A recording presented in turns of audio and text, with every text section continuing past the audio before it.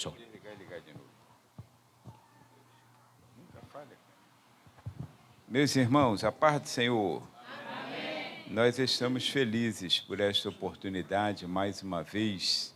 Deus tem abençoado por mais um ano a juventude. E ontem, sexta-feira, tivemos uma boa palavra aqui, pela nossa irmã diaconisa Ellen Moraes, da Assembleia de Deus em Olinda, na congregação de Craveiro Lopes. Ontem tivemos uma boa palavra pelo nosso Coronel Queiroz, perdão. Ontem tivemos uma boa palavra pelo nosso irmão presbítero Davi Villanova, da congregação Nosso Engenheiro Pedreiro. E hoje acredito que a palavra também será boa, porque o Espírito Santo de Deus é o mesmo que operou sexta, sábado e hoje. Amém? Então, gostaria de ler o mesmo texto que fora lido nesses dias, que é o Salmo de número 24, e como todos fizeram, eu vou ler o Salmo todo. Então, diz assim: do Senhor é a terra e a sua plenitude, o mundo e aqueles que nele habitam. Porque ele afundou sobre os mares e afirmou sobre os rios. Quem subirá ao monte do Senhor, ou quem estará no seu lugar santo? Aquele que é limpo de mãos e puro de coração, que não entrega a sua alma à vaidade e nem jura enganosamente. Este receberá a bênção do Senhor e a justiça do Deus da sua salvação. Esta é a geração daqueles que buscam a tua face, ó Deus de Jacó.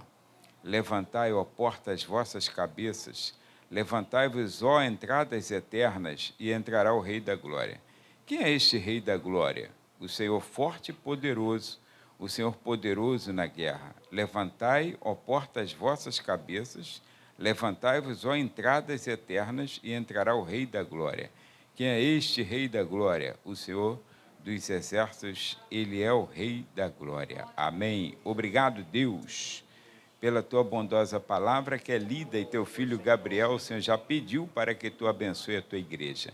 Então, te agradecemos pela ação do teu Espírito Santo em todo o tempo e pedimos a tua graça e glória em nome de Jesus. Amém. Meus irmãos, se assentem. As crianças estarão subindo, porque faz parte, né? E nós outros estaremos ouvindo a boa palavra do Senhor.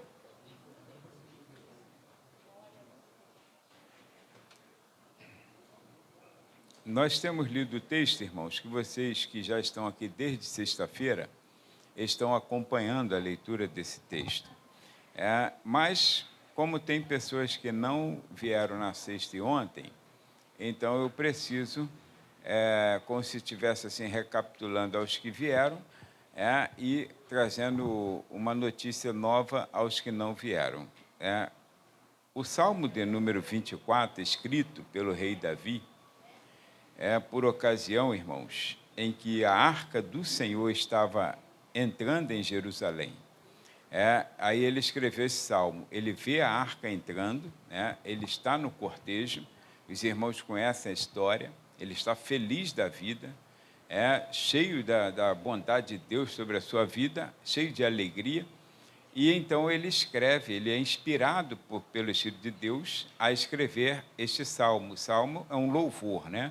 Por isso que repete lá atrás como se tivesse uma música mesmo sendo repetida, tem um período de pausa onde tem uma palavrazinha, está escrito aqui, a gente fala selar por causa de algumas versões, e outro escreve assim, sela, entre parênteses, que aquilo é conhecido como uma pausa, né, dessa música. Então, o que acontece? Esse salmo, ele está estabelecendo este salmo, ou seja, destacando este salmo, seu louvor a Deus, de uma maneira fabulosa. E nesse louvor a Deus, ele destaca 3 fatos interessantes, né?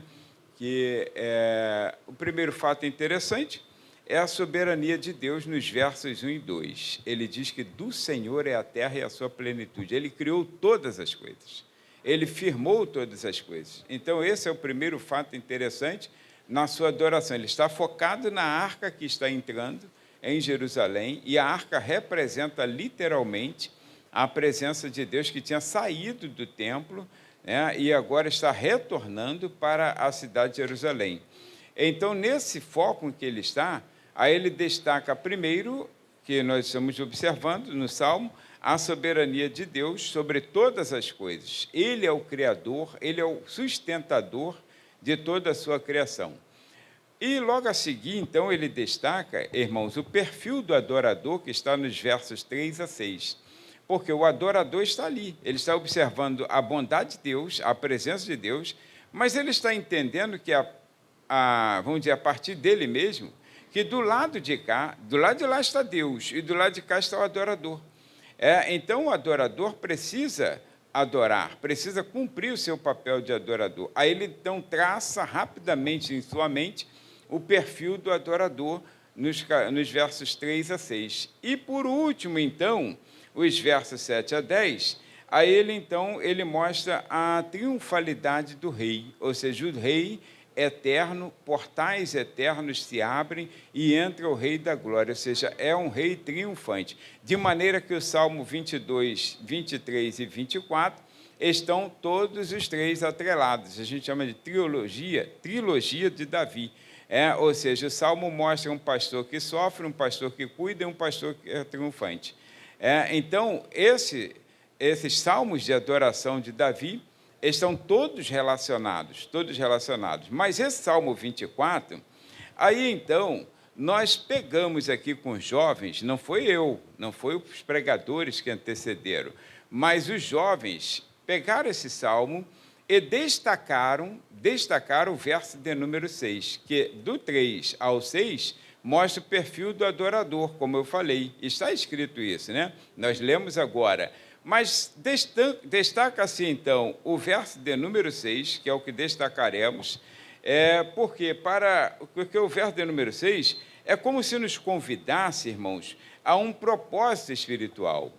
Somos adoradores, não tem problema, do 3 ao 6. É o perfil do adorador. Olha para a arca está passando, e o Rei da Glória está entrando em Jerusalém, e é um salmo também profético, tá? Escatológico, por conta dessa questão do Rei da Glória entrar na cidade.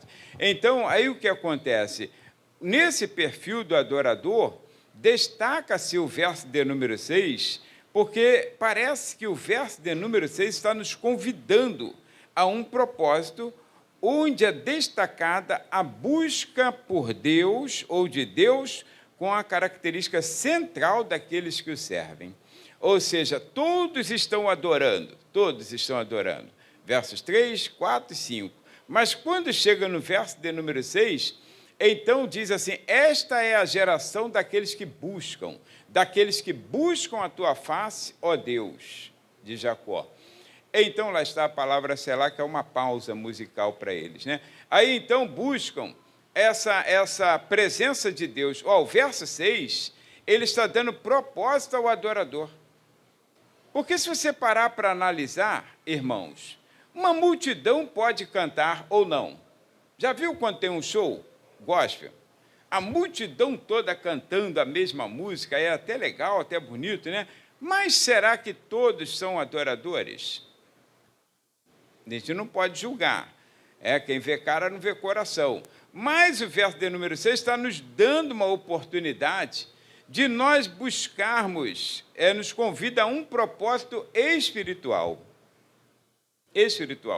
onde é destacada, então, a busca de Deus como uma característica central daqueles que os servem. Aí, por isso, então, foi posto que identidade, porque adorador, irmãos, adorador não é coletivo.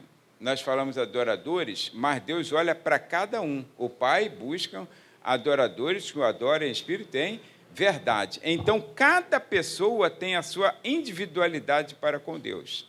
Assim como nessa terra, estamos todos juntos agora, todos somos irmãos, todos somos nivelados dentro da casa do Senhor pelo Espírito Santo, pela palavra de Deus, somos todos iguais, foi pago um alto preço por nossas vidas, um preço igual para todos nós, não teve diferenciação entre pastor e membro, nada disso. O preço na cruz do Calvário é pago de igual modo a todos nós, porque aqui dentro todos somos iguais. O que diferencia são as responsabilidades ministeriais. Agora, igual todos nós somos, não tem diferença para mim, não.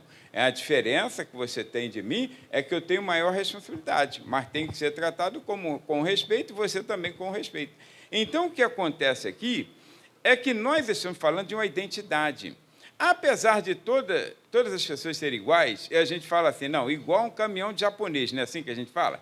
Que é tudo igual, de fato, né? Todo japonês é igual, gente. Aí, então, se tiver um caminhão de japonês, tu não tem como diferenciar. Mas, na gestação, assim como todo ser humano, mais ou menos ao 3º e 4º mês de gestação, começa a ser feita a impressão digital. E impressão digital, por mais que já tentaram descobrir e tentar igualar, nem os gêmeos têm igual. A impressão digital sua é totalmente diferente da minha. Por incrível que pareça, aquela linhazinha que apareceu na tela, que é a impressão digital, identidade, a impressão digital, ela é totalmente diferente, porque ali é a tua identificação. A tua identificação, claro, nós transferimos e colocamos como CPF. Percebe que a gente hoje usa mais o número de CPF do que o digital, né? Do que a identidade civil. Tanto que agora a nova identidade é o número de CPF. Mas, na verdade, esse número de CPF que nós temos, na verdade, ele é muito válido e, claro, ali está a minha individualidade. Mas, porém, tudo começou com o dedão. Quem não sabia assinar fazia o quê? Metia o dedaço lá, né? E até hoje, se você tiver que ser preso, tomara que não, mas você vai ter que meter os dedões lá, assim, ó. Tirar a habilitação, tem ou não que meter o dedão? Porque ninguém pode. Ainda é o meio mais seguro que tem para não violar, não é uma senha. Não é uma senha de números, não é uma senha de letras, números e algum outro... como é que a gente fala?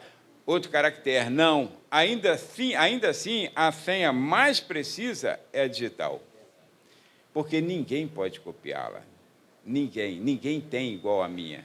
Então, você é um ser individual, apesar de ser um ser gregário, porque Deus nos fez gregários. Mas a minha individualidade, que eu chamo de moral, que eu chamo de caráter, a minha individualidade moral é única. Isso foi formada no ventre, depois que eu nasci, aí então vamos dizer, moldando o meu caráter para viver nessa vida. E quando nós nos convertemos a Cristo, nós recebemos uma identidade espiritual. Por isso que Paulo, aos Coríntios, capítulo 5, versículo 17, segunda carta, aí ele escreve que, irmãos, aquele que está em Cristo, nova criatura é. Porque você tem uma identificação, uma identidade. E nesse caso aqui, irmãos, identidade, como nós estamos falando, eu puxei aqui uma definição. É um conjunto de características, valores, crenças e experiências que torna uma pessoa única, permitindo o reconhecimento próprio e a distinção de outros. Não é diferente assim dos outros em relação, sou melhor do que fulano, nada disso. Isso aí já seria soberba, e a soberba sempre precede a ruína, tá? Então, a soberba, se você manter um coração soberbo, a ruína virá logo atrás, sempre, ela vai te dar uma rasteira. Eu estou dizendo que você é único perante Deus. Você pode ser um rosto na multidão, no meu ponto de vista, no ponto de vista de um colega, no ponto de vista de qualquer pessoa dentro de um metrô superlotado, quem é que vai te ver? Você é um rosto na multidão, mas quando o Senhor olha do alto a baixo, Ele sabe exatamente quem é você. Você é único para Ele, você tem valor, você é importante demais para Deus. Então, essa identidade você não pode perder. Porém, irmãos, observa, quando nós estamos falando, aí nós estamos falando, então, de uma identidade que são características, valores, crenças e experiências que uma pessoa vai acumulando no decorrer da sua vida, que a torna única. todos são ensinados os preceitos, as orientações, os princípios que nós falamos, da moralidade. Todas as crianças são ensinadas princípios de moralidade. Nenhum papai ou mamãe com um filho recém-nascido, que está ainda no colo, ensinou a ele assim, quando está no colo, ó, quando você estiver maiorzinho, dá tapa na cara. Se vier alguém te visitar e não trouxer um presentinho bom, que tem gente que não leva presente para recém-nascido, tem que levar alguma coisa, irmão, por favor. Isso é bíblico, né? Quando foram visitar Jesus recém-nascido, aí levaram presente, levaram ouro, incenso e mirra. É presente caro. Aí eu não tenho como dar um caro, dou um baratinho mesmo, mas ó, tem que levar, não chega de mal banana não, que é deselegante, deseducado, né? Aí é antibíblico. Aí então o que acontece? Chegou lá aquele presente, a mamãe não fala assim para a criança, ó, você fica de olho aí, né, criancinha? Você já está esperto, já está com o olho aberto, está esperto. Se der uma porcaria, reclama, chora, esperneia. Não. Tudo aí vai crescendo quando a pessoa dá um presente, aí o que a gente fala? Aí a criança fala, obrigado, né? Então, ele sempre educa, irmãos, trazendo os melhores, vamos dizer assim, os melhores sentimentos, a melhor performance para uma sociedade, a simplicidade, a humildade, o pedir licença, a educação, enfim, todos são ensinados assim. Agora, todos vivem assim? Não. Por quê? Porque perderam esses valores ao longo da trajetória de vida. Vida cristã também. Todos nós que começamos, eu comecei de berço, mas alguns começaram já um pouquinho mais velho. Todos nós que começamos... aliás, o que começa de berço não tem maior privilégio do que o que nasceu depois. É a mesma coisa, tá? É a mesma coisa. Quando você nasce de novo, se você se converteu a Cristo hoje, ingressar nesse reino de Deus, você terá os mesmos valores e as mesmas regalias, os mesmos direitos que eu tenho desde que eu comecei de berço. Porque Deus é extremamente justo, né? E então Ele trata a todos de igual maneira. Nós é que olhamos com desdém, com diferença, mas Deus olha todo mundo igual. Todo mundo aqui igual. Aí o que acontece? Olha, está escrito aqui, então aí que nós vamos extrair, irmãos, algumas coisas necessárias para mantermos essa identidade. Por quê? Nos foi dado uma identidade. Eu tenho meu caráter, eu tenho vamos dizer assim, minha individualidade moral formada, né? Eu tenho a minha personalidade, que Deus me deu por genética, né? A personalidade, esse que a gente chama de... foge as palavras assim, porque eu já estou ficando velho mesmo, né? Então, mas o temperamento que foi herdado, porque é a mistura dos meus pais, a mistura. Então, tem hora que eu posso estar nervosinho, tem hora que eu posso estar calminho, né? Então, o temperamento é herdado, ele não pode ser mudado, mas ele pode ser controlado. Então, eu tenho um temperamento recebido para viver nessa vida e tenho o meu caráter que foi formado. E digo vamos dizer assim, com precisão, um caráter bem formado. Se eu não viver uma vida digna, que como cidadão, vamos dizer assim, uma cidadania completa, não foi culpa dos meus pais, porque eles nos ensinaram e nos educaram tudo que deveria ser feito. Aí, então, tenho minha formação, tenho meu caráter, né? E tenho o meu temperamento, que eu procuro controlar pelo fruto do Espírito, de Gálatas, capítulo 5, 22.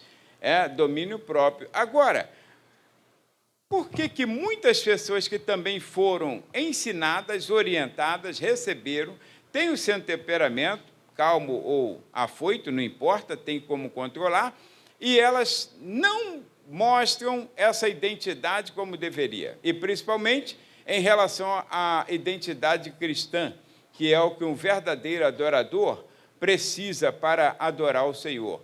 Olha, porque nós não mantemos, lhe foi dado, foi lhe dado, aí você não mantém. E sabe quando a gente fala com algumas pessoas, aí ele fala assim, não, Deus sabe todas essas coisas, Ele sabe que eu sou assim mesmo. Opa, não é assim que funciona, não.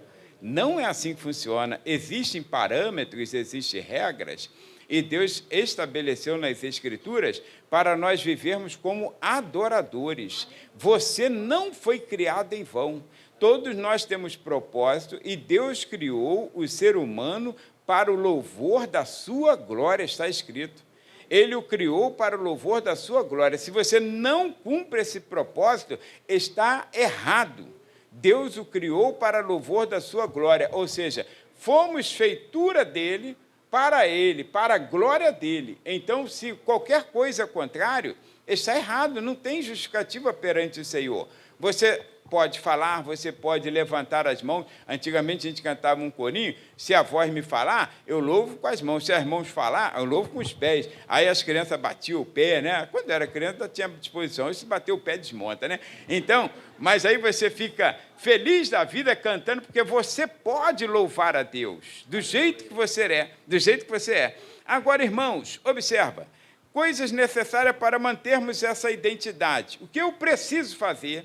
Porque esses 3 dias se passam, hoje fecha. Eu não vou mais falar isso. Davi não volta aqui para falar. A Ellen não volta aqui para falar sobre isso.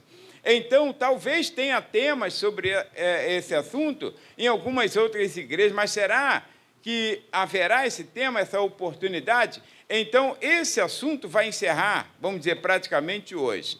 Mas, quando ele encerrar, eu preciso entender que a identidade não encerra. Amanhã eu vou trabalhar, amanhã eu vou ao médico, amanhã eu vou para a escola, amanhã eu vou fazer uma prova, vou estudar para um concurso, amanhã eu vou fazer tudo o que precisa ser feito. E então eu tenho que manter a minha identidade. E a minha identidade, como o Salmo 24, verso 6, convida, é para ser adorador. E adorador em espírito e em verdade, irmãos, ele adora dentro da igreja, na hora do culto, fora do culto, lá fora, em casa, no trabalho, em qualquer lugar.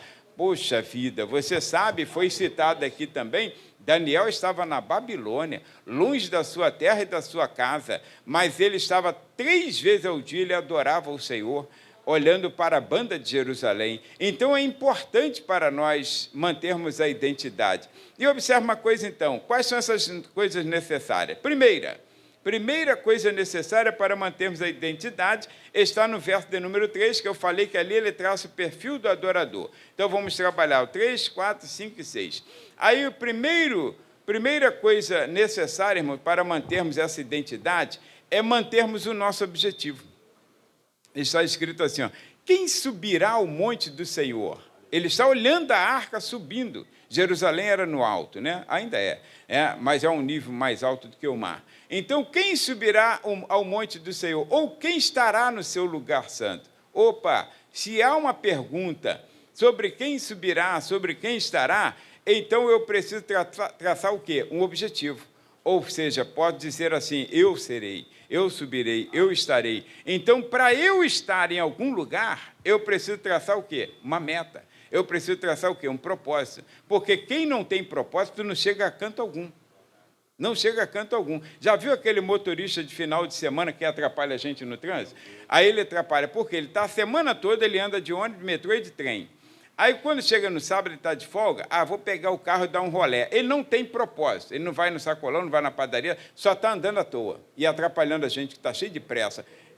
Aí o que acontece? Ele não tem propósito, ele deu um rolé para o carro, o motor circular um pouquinho, né? Aí o carro não ficar enferrujado, aí ele vai dar um rolézinho assim, não tem propósito nenhum. Ou sai aleatório assim na rua, como que está zen, aí não sabe o que quer. E quem tem propósito, irmãos, ele vai direto naquele negócio. Parece que os homens são mais focados nesse negócio, né? Porque, por exemplo, se falar assim, vai lá no mercado e compra 1 quilo de sal, eu vou vazado no quilo de sal.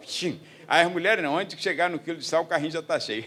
Então, é uma coisa incrível, né? Então, tá vendo como é que eu tenho revelamento? Eu tenho revelamento, né? Aí, então, observe, irmão. Olha, mantenha o objetivo. Vida espiritual, você não pode se distrair. Não pode se distrair. Então, primeiro segredo, primeira coisa necessária para mantermos a identidade, para manter a minha identidade cristã, irmãos, ao longo da vida, eu preciso ter o quê? Alvo, objetivo. Por isso que o autor aos Hebreus, ele falou assim, olha para Jesus, autor e consumador da fé. Lembra quando João chama seus discípulos e disse assim, eis aí o Cordeiro de Deus, olha para ele. Então, quando você traça um propósito, um objetivo, a tua adoração, ela é real. A tua adoração, ela é eficaz. A tua adoração passa a ser verdadeira, porque você não tem distração. Ah, eu vou olhar para a direita, vou olhar para a esquerda. Não. O verdadeiro adorador olha para o Senhor. Então, não importa as circunstâncias, você sempre estará olhando para o Senhor. Ah, eu estou meio fraco, olhando para o Senhor. Eu estou meio que assim, meio balanceado com alguma proposta que me fizeram, olhando para o Senhor. Sabe, às vezes a pressão vem muito grande sobre nossas vidas, não é só sobre os jovens, não, mas jovens tudo bem. Por que a pressão parece maior sobre os jovens? Por que a pressão parece maior? Porque os jovens têm menos experiência de vida, então qualquer coisa é grande coisa. É grande coisa, porque qualquer coisa é grande coisa. Assim como se fosse para uma criança, era maior. Já viu quando você é criança, você vê uma pessoa, aí, por exemplo, tem criança aí que me viram criança, que depois que me vê, aí já está adulto, casado, vai falar assim, pô, esse velho deve ter uns 100 anos, cara. Porque quando eu era criança, ele já era velho. Eles já me olhavam como velho, está entendendo? Crianças que eu apresentei aqui, casei, devem me ver assim, pô, deve ter uns 100 anos, ele deve estar escondendo. Porque era assim, quando a gente era criança, olhava a professora que dava aula para a gente tinha uma professora, ela morreu agora recentemente, aí então ela deu aula para a gente, eu estava no primeiro ano, irmãos, aí deu aula para a gente, deu aula para o Kelber, dona Frauzina, né? Aí deu aula para a gente, aí um dia ela chegou lá na aula e falou, meu Deus, essa velha está viva ainda, mas na verdade ela não era muito velha não, é que quando a gente é criança, olha assim e acha que é velha, né?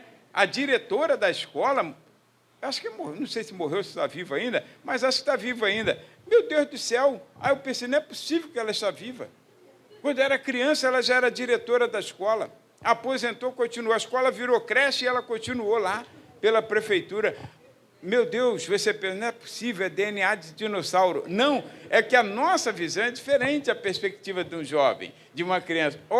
Vocês vão ficar velhos também, não é praga não, tá? É praga não. Praga seria dizer que vocês não vão chegar à velhice.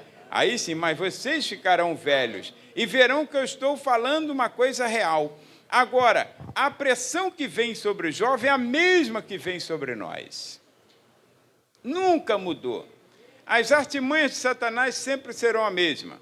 Querem perceber uma coisa? Quando está no jardim do Éden, na inocência ainda, Satanás tentou Eva. Quantos sabem dessa história? Amém? Amém? Todo mundo sabe. Satanás tentou Eva. Aí ele mostrou um fruto, não mostrou um fruto? Ele mostrou um fruto. Aí está escrito lá assim, Eva viu, desejou, ou cobiçou, né, de algumas versões, ou seja, viu, cobiçou, tomou e comeu. Anos e anos depois, mas muitos anos depois, aí Acã está numa peleja e Deus falou para Josué, Josué, tudo que está em Jericó é amaldiçoado, com exceção da prata e do ouro, que vai ser recolhido para a casa do Senhor. Que o templo, o tabernáculo ainda não estava, o templo ainda não estava feito, mas o tabernáculo já existia, Deus estava olhando lá na frente. Aí, então, vai ser recolhido para a casa do Senhor. Josué, sim, senhor. Aí, quando chega lá, Acã vê uma capa babilônica, uma cunha de ouro e 500 ciclos de prata. Aí está escrito assim, Acã viu, cobiçou, tomou e escondeu. Satanás é a mesma coisa, irmãos. Ele não sabe, ele não tem estratégia, não. Ele vai sempre mudar, assim, vai mudar a configuração, mas vai sempre ter a mesma coisa. Não importa quantos anos você tenha. A tentação dele sempre será nessas questões de você ter tudo que deseja, de adorá-lo, se você servi-lo, igual fez com Jesus em capítulo 4 de Mateus ou de Lucas, tanto faz capítulo 4, a tentação no deserto. Irmãos, olha, todos têm a mesma pressão. Agora, dentro dessa pressão, eu tenho que manter, então, o quê? Meu objetivo, que é chegar à presença de Deus. Porque ele fala, quem subirá ao monte do Senhor e quem entrará no seu lugar santo? Você foi salvo por Cristo para chegar à presença do Senhor. Mas é chegar ao céu, uma suposição, vou dizer assim, tem pessoas que podem dizer, é chegar ao céu. Sim, é chegar ao céu, é estar onde Cristo está. Agora, a vida no céu começa aqui. Ela não começa lá. A vida no céu começa aqui. Aqui eu já dei meu primeiro passo, aqui eu estou aprendendo a adorar, aqui estou aprendendo a cantar, aqui estou aprendendo a investir no reino, aqui estou aprendendo a fazer tudo o que precisa ser feito, a compartilhar as maravilhas de Deus sobre minha vida, para quando chegar lá, apenas apresentar o trabalho feito. A vida, então, lá começa aqui. Ninguém começa no dia do pagamento. Quem começou a trabalhar no dia do pagamento e recebeu? Quem? Só você que chama um pedreiro e dá adiantamento para o pedreiro. O pedreiro não vai comprar material, o pedreiro não vai comprar enxada, não vai comprar nada. Aí você dá adiantamento? Negativo, meu irmão, para você não. Teve um pedreiro que eu contratei, olha, meu negócio é esse aqui, fez o contrato dele, 50%. Eu falei, por que 50% de adiantamento? Tu vai comprar material, vai comprar areia, cimento, pedra, não sei o que eu vou comprar, não? Vai comprar piso? Não, porque eu trabalho assim, então para mim não trabalha. Você não vai comprar nada, aí eu dou 50%, ele mete o pé e eu fico lá, chupando o dedo, igual um bobo. Não, não faz isso não. E se tem um pedreiro aqui, haja com honestidade, tá? Haja com honestidade, tá? Porque Deus é fiel. Então, o que acontece aqui, mantermos o objetivo, é o verso 3, chegar à presença de Deus. Isso é o primeiro objetivo nosso, para mantermos a identidade cristã. Segunda coisa, então, necessária para mantermos a identidade cristã, irmãos, é seguirmos o protocolo. Tem pessoas que não gostam de seguir regras. Protocolos são um conjunto de regras, né? São protocolos. Não importa se é 1, 2, 3 ou 4, 5, existem regras. Aí então a pessoa fala, vou agir segundo o protocolo, não tem como agir fora do protocolo. Então, o protocolo são as regras do estabelecimento, do cartório, lá do hospital, da clínica em que você vai, da autoescola, enfim, daquilo que você tem, da tua faculdade, existem regras, as normas. Aí a pessoa fala, vou seguir conforme o protocolo, não vou pular etapa, não vou te enganar, mas existem protocolos, são regras, é um conjunto de regras estabelecidas. Então, a Bíblia nos mostra, irmão, no verso de número 4, que existem regras. E esse verso de número 4, ele está associado com o capítulo o Salmo 15, que também é de Davi. Davi usou a mesma coisa para tratar no Salmo 15 um outro louvor e agregou o mesmo assunto. Olha, lembra que o alvo é estar com Deus, o alvo é servir a Deus, o alvo é estar na casa de Deus, ou seja, onde Deus está, na presença de Deus. Para manter essa identidade de cristão, e eu tenho que ter esse propósito de chegar. Agora, ele disse na pergunta, quem chegará, quem estará? Então, isso nos remete a seguirmos o protocolo. Não existe a possibilidade que Satanás inventou e colocou no coração de algumas pessoas que no final vai dar tudo certo. Eu posso viver à vontade, posso pecar, posso adulterar, posso fornicar, posso roubar, posso cheirar, posso fazer o que quiser. Que no final, Deus é amor, não vai lançar ninguém no inferno. Não existe essa possibilidade. Não existe. Tá? Isso aí, para que nós sejamos adoradores e para mantermos a nossa identidade cristã, lembra que eu falei que todas as pessoas têm uma identidade? Todos foram ensinados, orientados. E por que tem um montão de gente na cadeia? Se ele também foi ensinado. Será que a mamãe falou, filhinho, vai roubar para ser gente, vai roubar. Quando tu crescer, olha, não, cresce logo para roubar, não. Cresce logo porque você vai ter que ganhar fácil, porque a gente aqui precisa ficar rico. Foi assim? Não, irmãos, os maiores corruptos que tem no mundo, incluindo todos os do Brasil, são muitos, né? Então, incluindo todos os do Brasil, irmãos, tenho certeza absoluta que nenhuma mãe o preparou para isso. Mas o preparou com uma identidade de um homem honesto, um homem justo. Aí o que acontece? Seguiu protocolos? Não. Protocolos são feitos, regras são feitas para que possam nos conduzir no propósito, no objetivo. E o verso de número 4 que eu falei, aí então começa. Olha, quais são os protocolos? Primeiro, para nós mantermos, para nós nos mantermos como a identidade como adoradores, tá? Primeiro, manter-se limpo e puro. Não tem como chegar sujo, impuro na presença de Deus. Deus não aceita. precisa chegar limpo, precisa chegar puro. Está escrito lá, aquele que é limpo de mãos e puro de coração. Olha que dificuldade que temos, que dificuldade. Os fariseus até entenderam que eram sempre com as mãos limpas. Aí, então, eles lavavam as mãos muitas vezes durante o dia para poder... E o coração, sepulcro caiado. Jesus falou, por fora bonitinho. Não tem sepulcro aí que é bonito, gente? Tem, irmão. Tem cemitério, por exemplo, Jardim da Saudade. Que se você quiser um lugar tranquilo, sem risco de ser roubado, sem nada, vou ler um livro, vou escrever um livro. Pede licença e senta lá no Jardim da Saudade, aquilo vai te inspirar. Melhor do que você ir para o Campo de Santana e ser assaltado. Porque ali, é bonito, irmãos, é bonito. Está tudo arrumadinho, tudo bonitinho, tudo alinhadinho. E olha que tem cemitério que a gente vê aí nos filmes americanos, que dá vontade de entrar. A Ana fala que eu sou meio pancado. Que quando eu vou para um lugar assim, uma cidade dessa, eu falo, e o cemitério? Vamos dar uma olhada lá? É para que visitar cemitério, cara?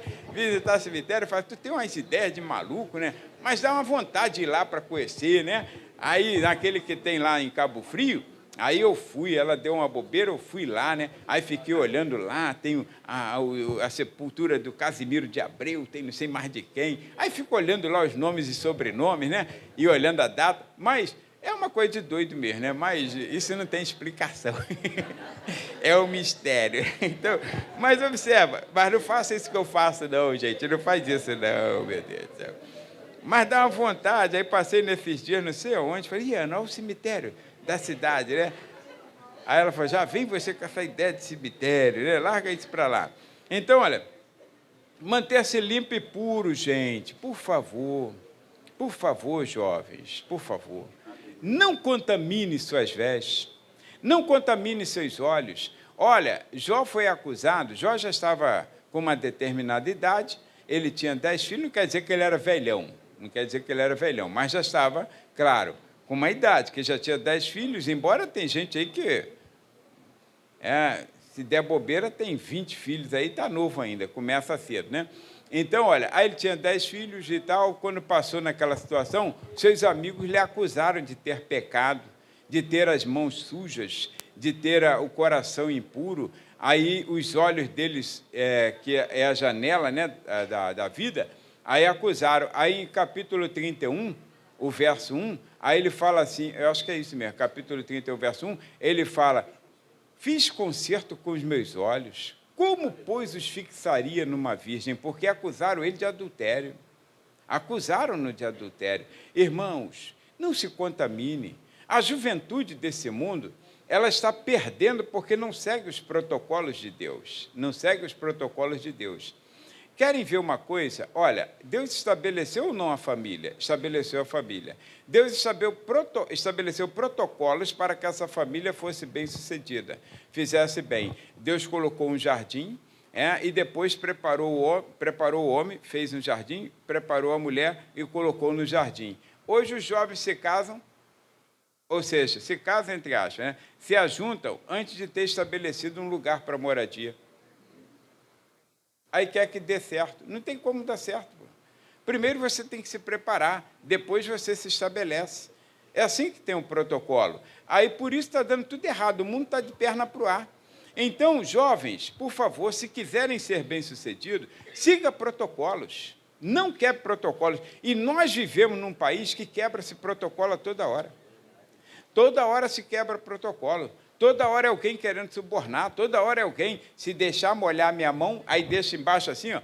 Irmão, não, mantenha os protocolos da vida, manter-se limpo e puro de coração. Se nós formos no Salmo 15, que eu sugiro que dê uma idinha lá rapidinho para a gente, um passeio lá no Salmo 15, Senhor, quem habitará no teu tabernáculo? É o mesmo assunto.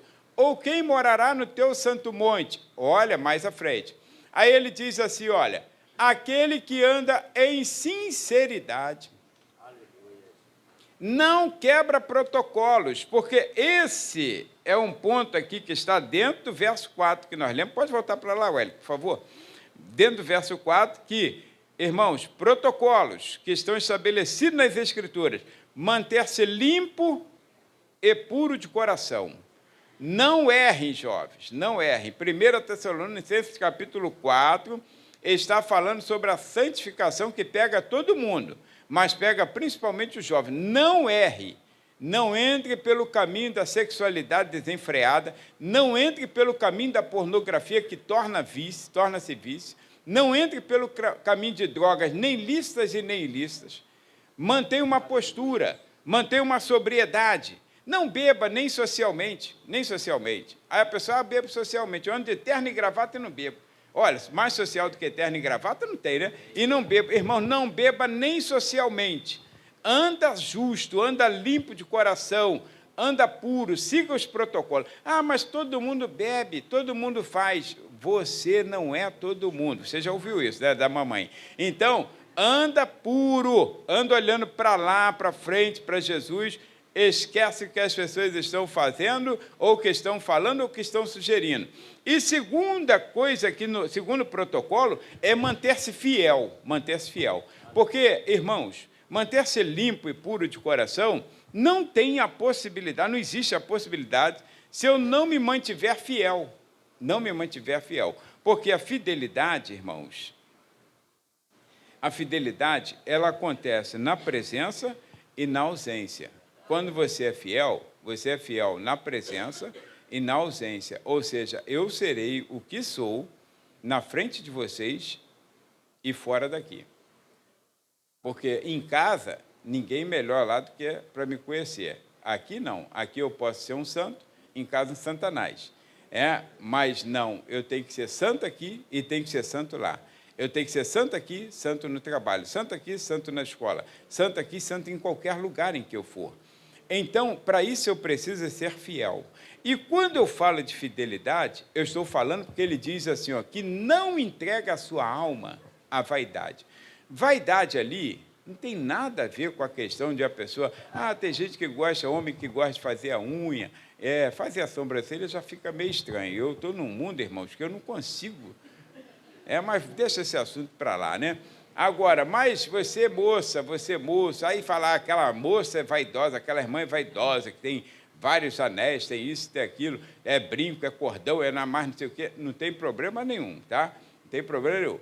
Isso, nós não estamos falando disso. A palavra vaidade que está aparecendo ali, está falando de coisas passageiras, coisas fúteis, que não merecem toda a nossa energia e empenho. Que não merece toda a nossa energia e empenho. Ou seja, quando o pregador diz, Eclesiastes, vaidade das vaidades, tudo é vaidade. Ele está falando assim, ó, é tudo passageiro, tudo passa rápido, né?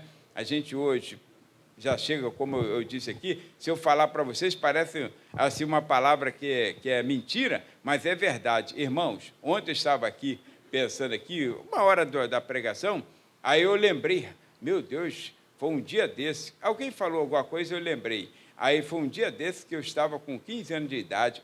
Aí você fala, meu Deus, não é possível. É que tenha sido um dia desse. Para a gente, foi um dia desse, irmãos. 15 anos de idade. 15 anos de idade. Lembrei. Aliás, não foi por conta disso, não. Eu lembrei porque eu vi aqui alguém com uma sandália assim, um detalhe grandão. Aí eu lembrei que eu trabalhei na fábrica de calçado, tinha 15 anos, e eu fazia aquela forma, fazia a prensa daquele calçado da sandália feminina. Aí lembrei disso, 15 anos de idade. 15 anos de idade.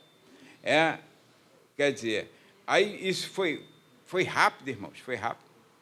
Foi rápido. Então, eu sei que levou bastante tempo, né? Humanamente falando, no nosso Cronos, mas na minha mente... foi como se tivesse, assim, visível, aparente aquilo que eu estava vendo. Eu ainda lembrei da fisionomia da pessoa que cortava na prensa, cortava o couro para que eu pudesse fazer a prensa dele. Eu lembrei que perdeu 3 dedos, lembrei do coroa, que tinha um cigarrinho de palha, lembrei do meu encarregado, que já até morreu. Então, olha, lembrei de tudo assim, rapidamente. Então, olha... mantenha-se fiel, não entregue a sua alma às coisas fúteis. A alma é vida, né? A sua vida às coisas passageiras. Irmãos, não tem coisa melhor do que servir a Deus. Eu sei que você está servindo assim meio barro, meio tijolo, gosta muito das coisas desse mundo, aí tudo isso te atrai, mas vou falar uma verdade para você. nada disso vai produzir alegria indizível que é de servir a Deus. E eu não estou falando como velho, eu estou falando como uma pessoa que serviu a Deus na juventude e ainda serve ao Senhor. Então, olha, mantenha-se fiel, ou seja, manter-se também verdadeiro. É o verso de número 4 agora. Verdadeiro, irmãos. Olha, honesto.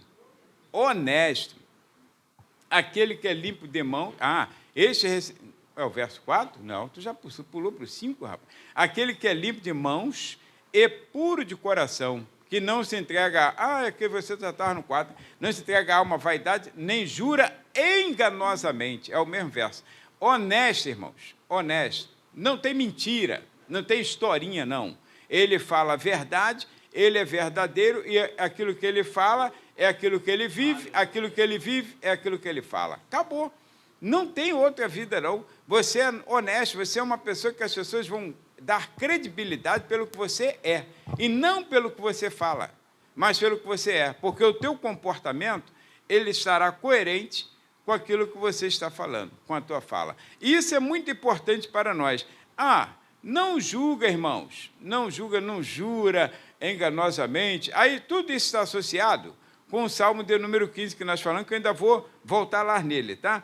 Então, aliás, vou voltar agora, por favor. Então, depois eu vou para o verso de número 5.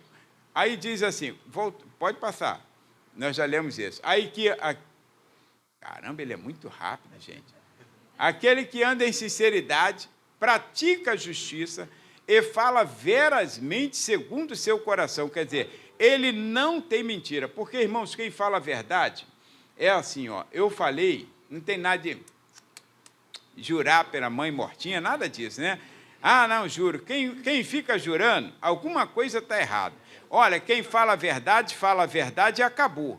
Se você acreditar, mas há pessoas que não acreditou, problema dela, eu falei a verdade. O que fala mentira, ele sempre tenta se justificar. Quem fala a verdade não anda se justificando, irmãos. Ele falou a verdade e acabou. Falou a verdade e acabou. Então, olha, aí diz assim, agora sim o outro, né? Verso 3, aquele que não difama com a sua língua, não fica falando mal dos outros, difamando pessoas, contando historinha, denegrindo a imagem de pessoas. Irmãos, por favor, se você não pode ajudar, não atrapalhe. Seja amigo das pessoas, sejam fiéis às pessoas. Aí diz assim, nem faz mal ao seu próximo, nem aceita nenhuma afronta contra o seu próximo. Você quebra aquela história da fofoca, aí quebra aquilo ali, acaba. Aí o verso seguinte diz assim, que a hora já está indo embora. Aquele a cujos olhos o malvado, réprobo, é malvado, tá? É uma palavra em desuso para a gente, mas está. Mas aquele a cujos olhos o malvado é desprezado, mas honra os que temem ao Senhor. Está vendo? O mal, irmãos, para a gente não tem valor, o malvado. Porque nós tememos ao Senhor, mas aquele que teme ao Senhor, irmãos, são honrados por nós. Nós amamos pessoas que temem ao Senhor. E aquele que, mesmo que jure com dano seu, não muda, ou seja, tem palavra. Tu deu a palavra, cumpra a tua palavra. Esse é o cidadão dos céus. Agora, deu a palavra, depois muda no meio do caminho. Irmãos, o que está acontecendo? Que identidade é a sua? Como vamos te identificar? Aí algumas pessoas dizem, esse camarada não é crente nem aqui nem na China. Se for para ser crente igual a ele, estou longe disso, estou fora disso. Irmãos, quando nós empenhamos a nossa palavra, custe o que custar, a palavra dita, ela tem que ser cumprida. Por isso que você não se precipite com a tua palavra. Não faça votos que você não possa cumprir. Querem ver uma área que as pessoas estão falhando? E elas brincam, elas dão a palavra no altar. No altar, no dia do casamento, eu prometo ser fiel até a morte. E eu ainda sempre lembro, não vale matar. Aí até a morte. Aí logo a seguir, 2, 3 meses, a pessoa está separada. 1 ano está separada, ainda está pagando a festa. Por que prometeu que não queria cumprir? Deu a palavra, tem que ir até o fim. Tem que ir até o fim. tem que cuidar, tem que amar, tem que proteger, porque você deu a palavra, e Deus não abençoa uma pessoa que não deu que deu a palavra e voltou no meio do caminho. Aí diz assim, ó, nem que seja com prejuízo seu, mas você não muda. O sim é sim, o não é não. Isso é identidade cristã. Agora, olha o verso de número seguinte, aí então diz assim, aquele que não empresta o seu dinheiro com usura. Não quer dizer, eu já disse isso aqui uma ocasião, não quer dizer que você não pode, tem gente que fala assim, crente não pode emprestar dinheiro a juros, crente não pode ser agiota, crente não pode ser agiota. Mas se você estiver negociando, uma suposição, te peço um dinheiro emprestado, você me empresta 10 mil, aí a pessoa está com o dinheiro aplicado. Aí então ela fala assim, ó, meu dinheiro está aplicado, eu posso te emprestar, mas você vai pagar o valor da aplicação, para eu não levar prejuízo. É justo, é justo. Agora, se eu não concordar, não concordei, mas se eu concordar, não adianta eu reclamar, e não é juro. Agora, o que seria esse usura? É o agiota, que empresta um dinheiro, um juro absurdo. Se a tua aplicação te dá 4%, por que ele quer cobrar 30%? É abusivo. Então, isso Deus condena. Agora, o fato de você restituir sem o prejuízo da pessoa, não, é justo, é honesto, tá? Estou dizendo isso para você me pedir dinheiro, não, que eu não vou emprestar. Então, olha, e nem recebe subornos contra o inocente, e quem faz isso, irmãos, ou seja, quem faz essas coisas, segue os protocolos que eu aqui falei, nunca será abalado. Então, o que me faz permanecer no Santo Evangelho de Jesus Cristo não é a minha qualificação de vida, mas é seguir os protocolos. Se eu sigo protocolos, não tem por que ser abalado. Agora, se eu não sigo protocolos, serei abalado. Se as pessoas seguissem os protocolos existentes, que são as leis vigentes, elas não seriam presas, elas não seriam detidas, não seriam multadas. Mas se nós não seguirmos protocolo, aí o que acontece? Levamos prejuízo. Com Deus é a mesma coisa. A vida cristã é só seguir protocolos.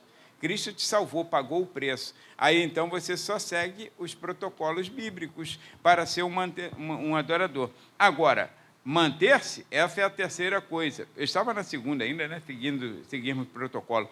Manter-se, irmãos, terceira coisa necessária para mantermos nossa identidade, manter-se, é o verso 5 lá, Hélio, sob o cuidado de Deus. Mantenha-se sob o cuidado de Deus. Irmãos, olha, a mão do Senhor, ela sempre está estendida. Como no deserto, existia uma nuvem, que ela ficava 24 horas sobre o povo de Deus. 24 horas, aquela nuvem. De dia fazia sombra, à noite fazia calor, para que a geada não os consumisse no deserto. 24 horas. Parado ou andando, a nuvem sempre estava lá. Deus não mudava aquela nuvem. Era a mesma nuvem. Sofria só quem saía debaixo da nuvem. Aí ia sofrer o sol causticante do dia, ou ia sofrer a geada da noite. Ah, estou enjoado de ficar aqui embaixo dessa sombra, eu vou para lá. Vai sofrer, porque Deus não vai levar um pedacinho da nuvem para lá, não. Se você se mantiver embaixo da mão de Deus, da bênção de Deus, que está estendida sobre a sua vida, a vida do crente é abençoada, irmãos. Está escrito nas Escrituras que se você seguir os protocolos da palavra de Deus, aí diz, todas essas bênçãos te seguirão. Você é abençoado. Agora, se eu sair debaixo dessa mão, então, irmãos, eu não terei isso aí. Ó. Aí este receberá o que segue o protocolo. Manter-se debaixo da mão de Deus, receberá a bênção do Senhor e a justiça do Deus da sua salvação. Se eu saio do caminho, Deus não tem mais nada comigo. Isso aí é problema seu. Já viu a pessoa que tem tem um Wi-Fi na perna? Tem um Wi-Fi na perna, né? Que agora é moda, né? Tem um Wi-Fi na perna. Aí, ela tem um Wi-Fi na perna, ela tem uma liberdade condicionada. Condicionada. Se ela sair de determinado ponto, ou estiver em lugares que não deveria, novamente ela é reclusa. Tem liberdade, pode ir para onde quiser. Mas essa liberdade é limitada, é condicionada. Deus nos deu uma liberdade neste mundo condicionada. Então, se eu sair desse parâmetro, desse cerco que Deus colocou, ele não tem mais nada a ver comigo. Satanás pode me apanhar em qualquer lugar.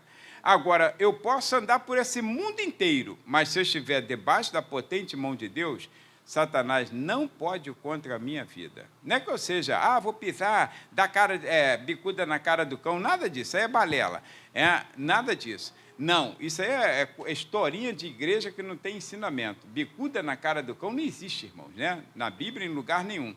Agora, eu tenho autoridade de Deus para andar em qualquer lugar deste mundo, e Ele não pode tocar em mim se Deus não permitir. Porque a minha vida está escondida com Cristo em Deus. Então não tem como Ele tocar. Lembra do Salmo 91? Aquele que habita no esconderijo do Altíssimo, a sombra do Onipotente descansará. Porque o Senhor é teu Deus, é teu escudo, é a tua proteção. Então, para nós encerrarmos, a quarta coisa para nos mantermos como, agora sim, como a geração, que é o verso 6 lá do Salmo 24, né? Esta é a geração daqueles que buscam a tua face, ó Deus de Jacó. A quarta coisa para nos mantermos como uma geração que busca a face de Deus, que não está fácil, não está fácil. Buscar a face de Deus nunca foi fácil. Fácil é cantar, fácil é cantar. Mas buscar a face de Deus, irmãos, segundo está escrito em 2 Crônicas, capítulo 7, versículo 14, se o povo que se chama pelo meu nome se humilhar, orar, aí diz, buscar a minha face. É um somatório. Mas quando Deus fala assim, buscar a face, e Davi fala buscar a face de Deus, esse buscar a face não é apenas orar, não é apenas ser convertido, não é apenas você ter experimentado perdão de pecados, mas é você se submeter à vontade de Deus, à vontade absoluta de Deus na sua vida, que é boa, agradável e perfeita. Quando você busca a face de Deus, é como se você estivesse dizendo assim, Senhor, já sou salvo, estou garantido, meu nome está escrito no livro da vida do Cordeiro, graças te dou que eu não paguei. Agora, na verdade, você dirá então para ele assim, mas eu preciso da tua vontade na minha vida. Não seja feita a minha vontade. Isso é buscar a face de Deus. Que Jesus orou e ele falou assim, não seja feita a minha vontade, Senhor, mas sim a tua. Então, buscar a face de Deus é isso. E essa é a geração que deve falar assim, Senhor, não seja feita a minha vontade, mas a tua. Quer casar? A vontade de Deus. Qual é a vontade de Deus para a sua vida? Quer um novo emprego? Ou o primeiro emprego? Vontade de Deus, irmãos. Não é o que nós queremos. Nós planejamos. Eu achava que eu seria um militar da aeronáutica. Acredita nisso? Mas acredita que quando eu sobrei por excesso de contingente, aí eu me entristeci na hora, mas entendi que não era a vontade de Deus. Aí eu fico olhando algumas pessoas que eles já se aposentaram, e eu fico olhando assim, que às vezes parece que eu vivo melhor do que eles. Porque, irmãos, o que Deus queria para mim era outra coisa. Então, eu nunca fiquei aflito com a minha vontade, nunca fiquei aflito, porque desde a infância, desde a adolescência, eu comecei a procurar, buscar a vontade de Deus. Qual é a vontade de Deus para a minha vida? Qual é a vontade de Deus? Com quem eu casei foi com a vontade de Deus, irmãos. Vontade de Deus. Então, Ana orou pouco, eu orei mais. Aí, então, agora, nós somos casados, vontade de Deus. Agora, você não procura a vontade de Deus em nada. Nada. Está namorando um camarada que tu vê que ele não te ama, que ele não anda contigo, que ele não está nem aí para você. Ou namorando uma moça também que não está nem aí para você. Meu Deus do céu! Aí sim, dá bicuda na cara desse cão. Dá bicuda na cara desse cão, porque aí é o cão que precisa dar bicuda. Agora, nele, tu não quer dar bicuda. Olha, irmãos, porque não é de Deus. Porque você vai casar para viver junto, para andar junto, para estar todo dia junto. Aí, como Ana e eu, que dormimos junto, trabalhamos junto, vamos à igreja junto, vamos ao shopping junto, fazemos tudo junto. E isso já faz 42 anos, 4 meses e 15 dias. Então, e você? Você está fazendo o quê? Mas você está... Não, mas é que depois ele melhora. Não melhora, não melhora. Pede orientação a Deus. Qual o emprego que você quer? Pede orientação a Deus. Não vá só pelo salário. Não vá só pelo salário. é uma ilusão. Faça a prova de Deus. Que às vezes você ganha um pouquinho mais e só tem estresse, só tem problema, só tem dificuldade. E ganha um pouquinho menos e Deus te dá tempo para a obra, para o reino, te dá tempo para a família, te dá tempo para tudo.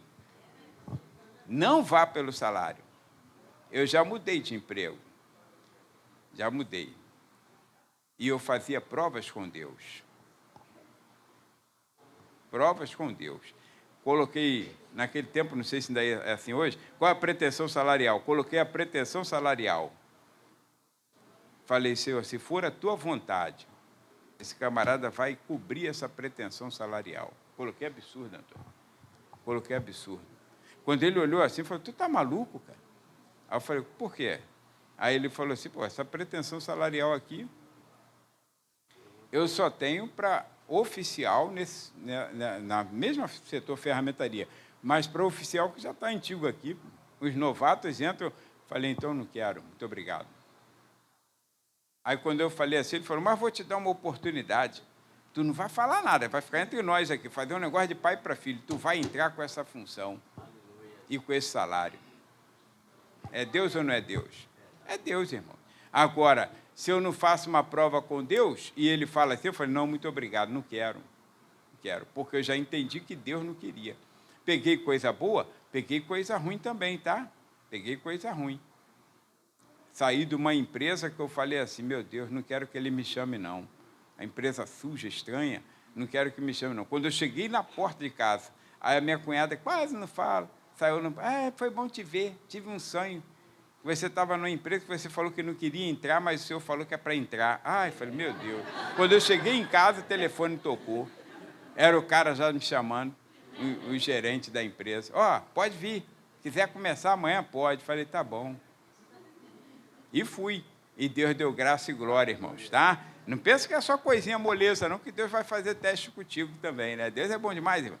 Agora, irmãos, olha, dentro disso aqui, mantermos como geração que busca a face de Deus, será imprescindível 3 coisinhas para a gente encerrar. Primeiro, renúncia. Renunciar ao que precisa ser renunciado. Abra mão daquilo que é desnecessário na sua vida cristã. Abra mão. Não fique segurando uma coisa que não vai te trazer propósito de vida cristã.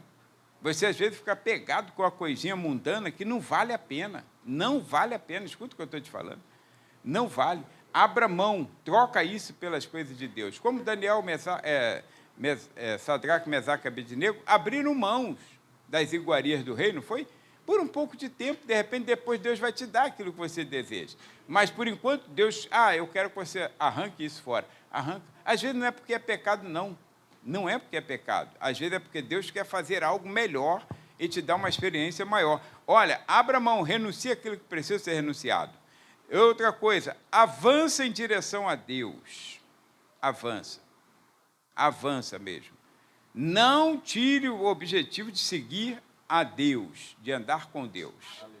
Mesmo que o Senhor te leve antes. Andou Enoque com Deus, não se viu mais, porquanto Deus o tomou para si. Estou nem aí. Se ele me tomar, tomou, mas eu quero andar com Deus. E outra coisa, então, perseverando, dedicados, como nós falamos, que era o tema da festa, né? Era, não é? E firmes na fé. Então, persevera, dedicado e firme na fé. Amém? Até aqui? Então, paramos. Deus abençoe. E não esqueçam da palavra do Senhor. Quando você sair essa palavra,